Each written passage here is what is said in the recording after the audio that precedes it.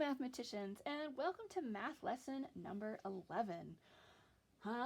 More talking about money.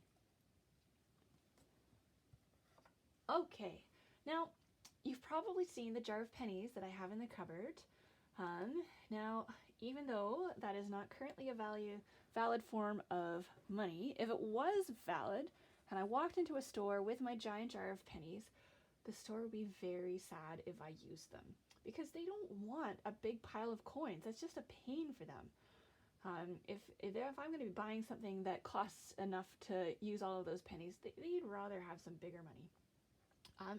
On the other side of that, if you go to the store and buy something and the store is giving you change, you don't want a big pile of coins either. It's going to be too heavy.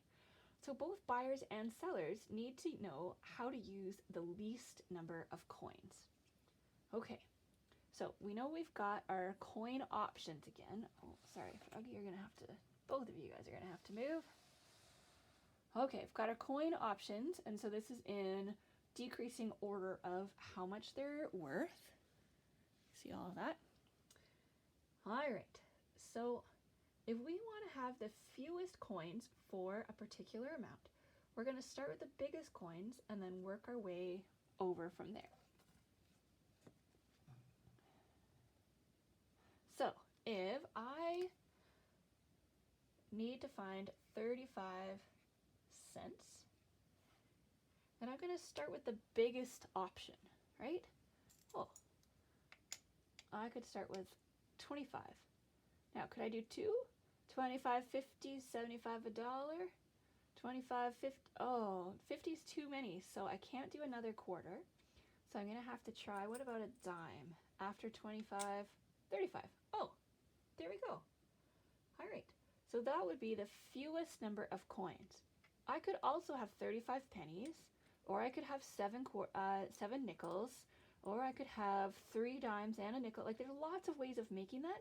But the way that's going to have the least amount of money would be a quarter and a dime. Okay, what if you wanted to have 70 cents?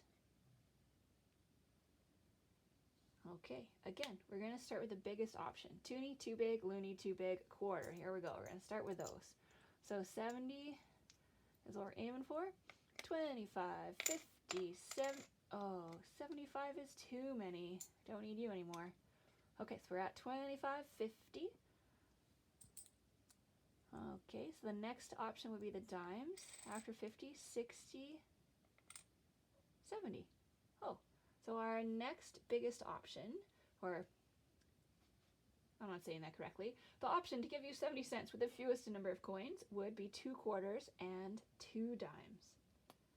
Okay, what about 15 cents, right? We could weigh it down with 3 nickels.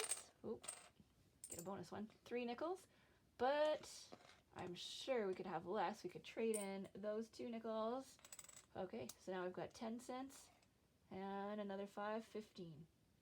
Okay, now your math book again thinks that pennies are valid currency, so they might give you an option like this. 22 cents. Okay, so 25 is too big, so we got to start with dimes. 10, 20, 21, 22. Okay, so those would be the options if you are using coins. Okay, now what if you've graduated from using coins and now we're going to start using some bills. Okay, so in Canada we've got a $100 bill, we've got a $50 bill, we've got a $20 bill, we've got a $10 bill, we've got a $5 bill, and then we've got a toonie and a loony. Right? $2, $1.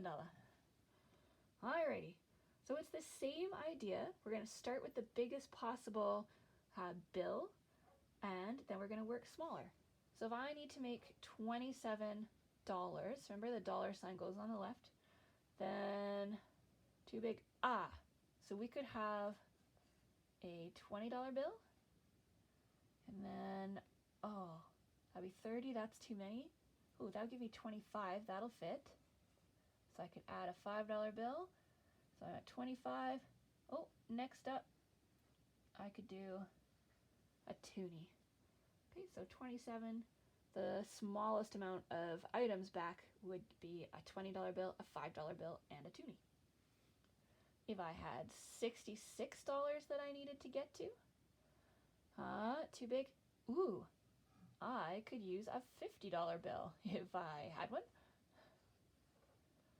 Okay, 50 plus 20 gives me 70. Oh, that's too big. Oh, but I could use this $10 bill. Okay, now I'm at 60.